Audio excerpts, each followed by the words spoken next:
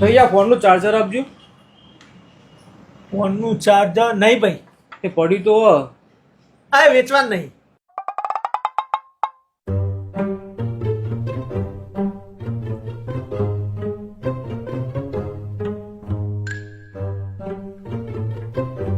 ભાઈ મોબાઈલનું કવર હોય તો નખ્યાલો ને. ચિયો મોબાઈલ? હા, વિવોનો. અચ્છા. ના ભાઈ, આનું કવર નહીં. જુઓ કે ભાઈ હશે જો. ના નહીં ભાઈ, એ મોબાઈલની દુકાન લઈને બેઠા હોય તો કવર નહીં. નહીં કવર દે. લઈ લો, આગળ હોય દુકાન છે બીજીથી લઈ લો. સારું હેડો.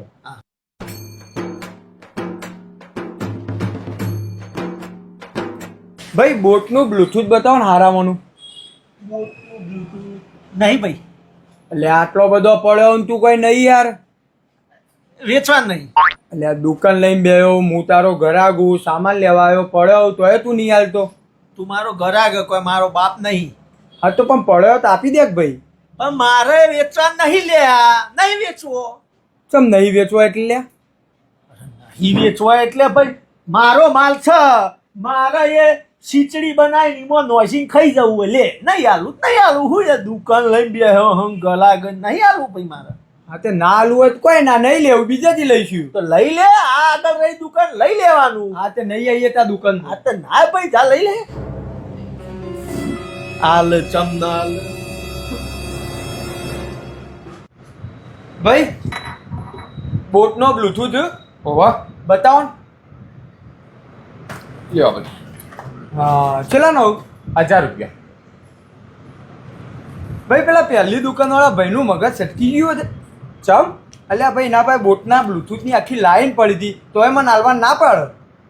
ખબર નહીં ભાઈ, પાછો કે હું તો ખીચડી બનાવીને કોઈ માં નહીં વેચવો. એની મરજી ભાઈ. અરે ભાઈ એની મરજી, ના હાલો હોય તો ના હાલો.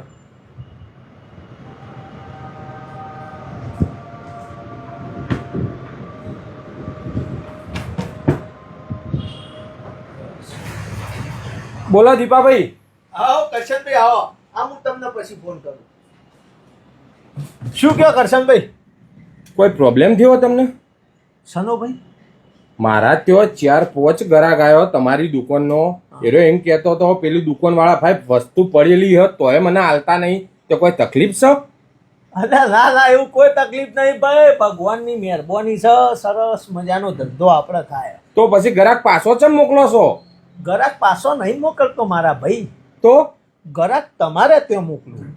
એટલે હવે કેવું હોય કરશનભાઈ, જુઓ સવારથી આપણે દુકાન ખોલી, બપોર સુધીમાં સરસ મજાનો ધંધો આપણે થઈ ગયો. જેટલું મારે જરૂરી એટલો ધંધો થઈ ગયો. પણ હું હવારોનો જોતો હતો, તમારા ત્યાં એક ગરાક નહોતું. હવે એનું કારણ એ આપણી આ શેરીમાં પહેલી દુકાન મારી તમારી પાછળ જે બી ગરાક શેરીમાં આવે પહેલાં મારા જ આવે.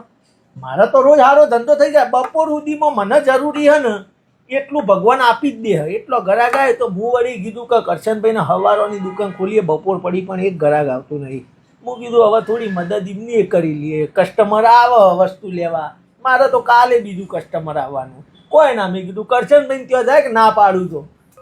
વાહ ભાઈ વાહ, તમારા જેવું દરેક વેપારી વિચારે તો કોઈને મંદી નળ જ ના, અને બધાને યુવાનો રોટલો મળી રહે. તો સહી યાર, આપણે વેપારીઓ એકબીજાની હરાઈફાઈ કર્યા કરતા આપણે એકબીજાની આ રીતે મદદ કરાય ને યાર. 4 પૈસા હું કમાઉં, 4 પૈસા તમે એકબીજાના હંગાત ટેકા હેડી જવાનું હોય. શું કેવું?